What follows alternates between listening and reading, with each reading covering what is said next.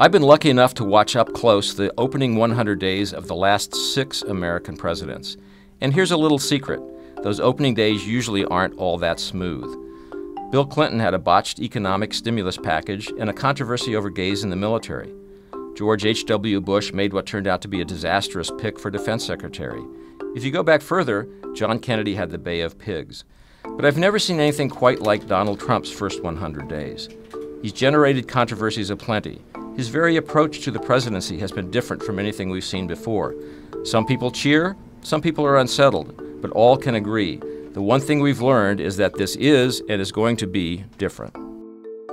Nobody who watched the Trump campaign should be surprised, of course. Over and over, Donald Trump as candidate said things that would have disqualified anybody else.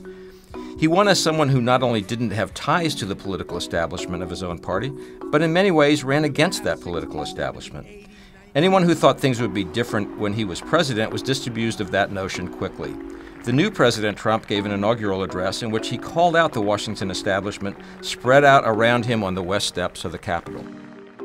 For too long, a small group in our nation's capital has reaped the rewards of government while the people have borne the cost. Washington flourished, but the people did not share in its wealth. That was a kind of declaration of war on the Washington leadership of both parties.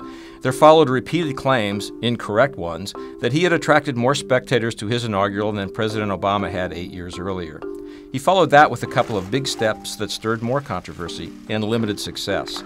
He imposed a travel ban on first 7 and then 6 Muslim-majority countries to keep out potential terrorists. That's been tied up in the courts ever since. And he and congressional leaders moved to repeal and replace Obamacare, alienating Democrats, but failing to attract enough support among fellow Republicans to make it law. His national security advisor, Michael Flynn, resigned over contacts with the Russian ambassador. The president continued his Twitter storms, including one that accused his predecessor, wrongly by all accounts, of tapping his phones. His approval ratings slumped lower than any previous president this early in his term. Yet he was active and far more effective on other fronts. With little notice, sometimes on his own and sometimes working with the Republican Congress, he has begun a broad rollback of regulations to the hearty cheers of the business community and a rising stock market. His team deftly steered through Senate confirmation of Supreme Court nominee Neil Gorsuch in record time. Yes, he was the same Donald Trump in most ways, but he also showed the ability to adjust. He's developed what appears to be a good relationship with Chinese President Xi despite campaign season China bashing, and despite saying he wanted to stay out of Syria, he ordered a cruise missile strike there after the Syrians used chemical weapons on their own people, a move that won big bipartisan praise. In short, Donald Trump has shown that he can be, to use his own favorite term, flexible. So like every president after just 100 days, Donald Trump is a work in progress. The opening act hasn't been like any other.